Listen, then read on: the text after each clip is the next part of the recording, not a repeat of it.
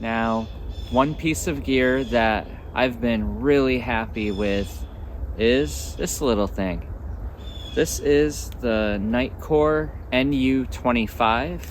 I have hundreds of nights using this little tiny headlamp, and it's worked beautifully. Great for around camp, for backpacking trips, or if you just want to carry something small as like an everyday item. And recently I purchased the updated version of the headlamp. This is the Nitecore NU25 UL. There's some really nice updates to the headlamp, but there are also things that I wish didn't change. So in this video, I'm going to compare the updated Nitecore NU25 UL to the older Nitecore NU25.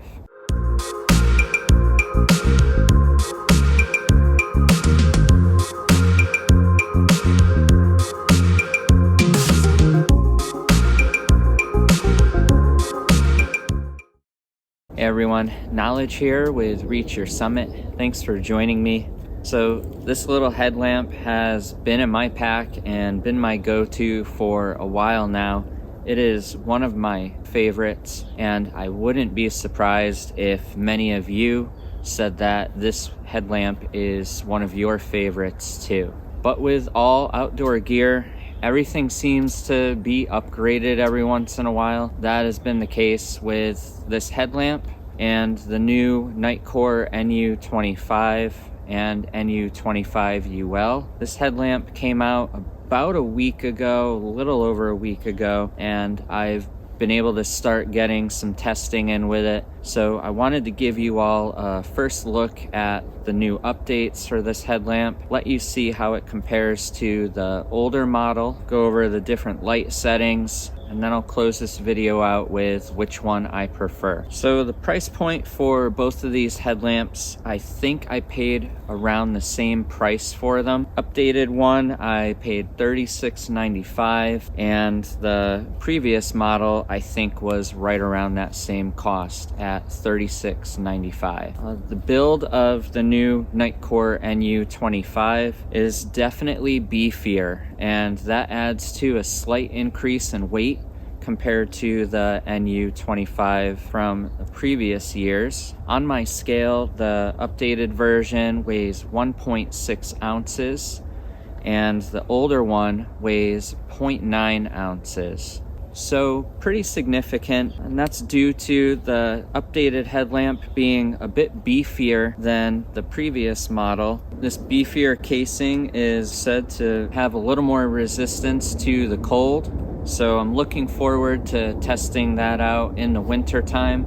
I haven't had any major issues with the older Nitecore, but I am looking forward to seeing how this performs in the colder weather. Also, the bracket has been updated. It's a little beefier. It's also proprietary, so there's no way that you can use the older brackets with the updated headlamp. It was kind of a bummer for me. I was really hoping that that would be an option. With that proprietary design, the shock cord is also a little bit thicker, but there is a nice little bit of padding for the forehead on the back of the bracket. But this is all going to contribute to the weight increase, and I'm probably going to cut this at some point and put my thinner shock cord on, just because it's something that I prefer. The older Nitecore NU25 had this really nice honeycomb style bracket. It was nice and simple and lightweight, very easy for you to thread shock cord through, and the headlamp was also a little bit smaller, so it felt a little more comfortable on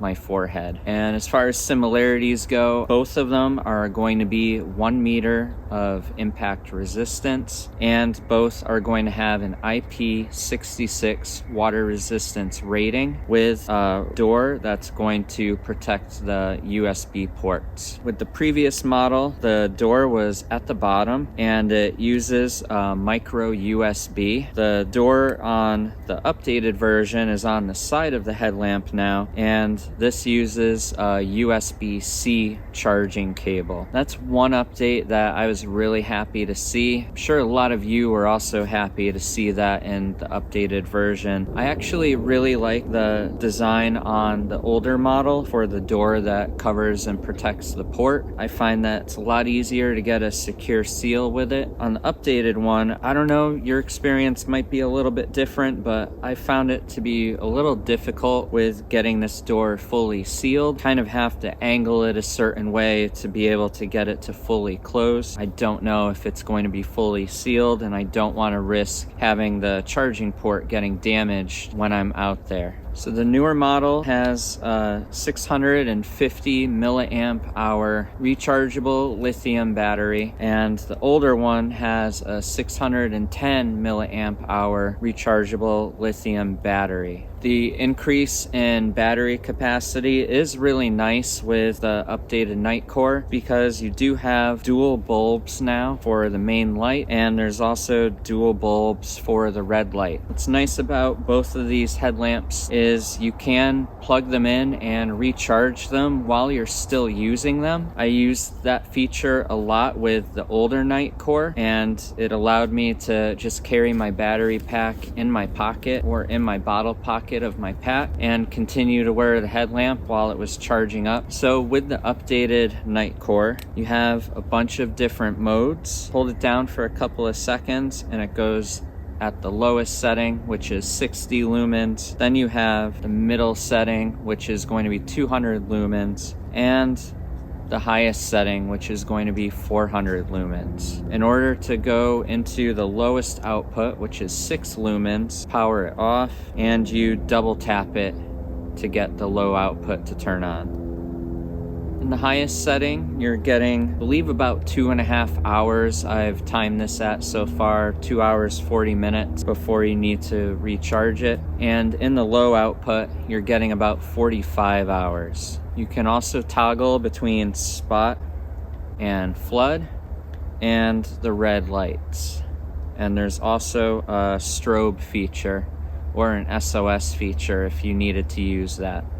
One nice update is if you push the mode button down really quickly, you can get a battery reading to indicate how much battery life you have left. I really like this design. It's super easy to see how much battery you have left with the indicator lights. Headlamp also has a lockout mode. So all you do is you just hold the 2 buttons at the top down for a couple of seconds and it will lock it.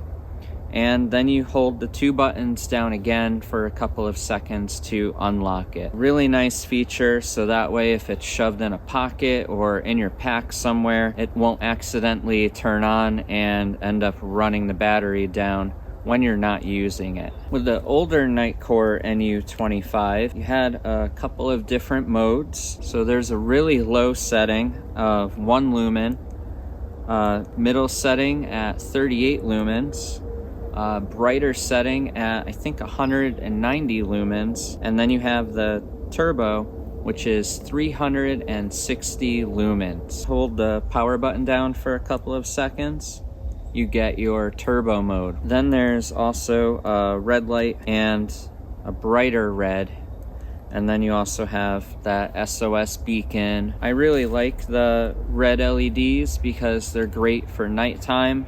If you want to preserve your vision, it's also great so you're not bothering anyone else that might be around you. It's great for map reading at night at camp, and it will also help keep the bugs away. The 360 lumens is going to last for about 30 minutes, and then the headlamp automatically starts decreasing that in order to protect the internal components so things aren't overheating. The very low 1 lumen setting is going to last 160 hours. It's great for doing quick chores, cleaning up when you really don't need a lot. I've used this and the red LED to help me around camp, and then I just tie this off to my tarp or to my tent, and I have a nice light for night when I need it. This headlamp does also have a battery indicator, and you can find out the battery life with it by holding down the button for the red light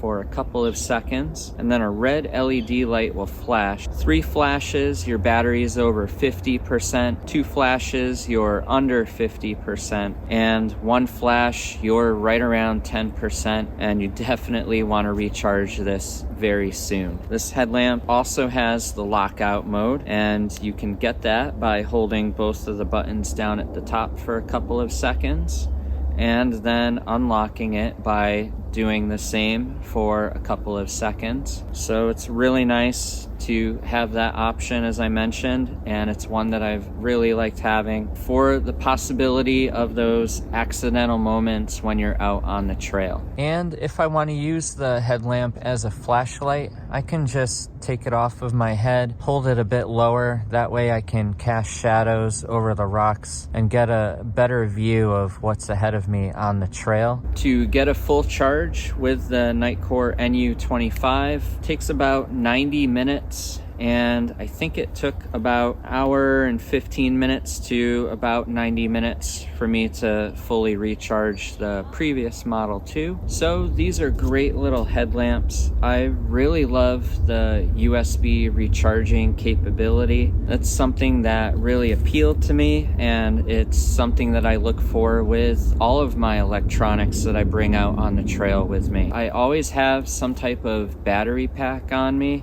I don't want to be having to worry about running out of battery life. It can be super stressful, wondering if you're going to have enough light for the night and wondering if the next town is going to have batteries or not. Also, it's super wasteful, and I know that I find a lot of enjoyment out of having these experiences, but also knowing that I'm lowering my impact when I'm out there. So overall, which one do I prefer? I actually still prefer the older Nitecore. I feel that the new one was really well thought out, and there are some really nice features to it, but I feel like it's now a bit overbuilt. I really love the simplicity of the older one. If the new one had the same simplicity and features of the older one, same lumen output modes, remained very minimal in size, but the USB port was changed from the micro to the USB-C, I think that would be my favorite. I really like some of the features on the new one, and despite my preference, I am still looking forward to using this updated model a lot more, seeing how it holds up over time and how it performs overall compared to one of my tried and true favorites. So, have any of you used the older Nitecore, or have you picked up the newer one? What are your thoughts on both of them? I'd love to hear it in a comment below. Have you had any issues with the charging port door for the updated version? Share your experiences in a comment below, or if you're using anything else, or if you just generally prefer a flashlight instead of a headlamp, let me know what you're using in a comment below too. Hope you all found this video helpful. If you liked it, hit the like button and consider subscribing to this channel because I'm always adding more to it. I have a lot of great videos coming up for all of you and some trip videos. Thank you all for watching. Thank you for subscribing. I greatly appreciate it. And until the next one, I'll see you on the trail.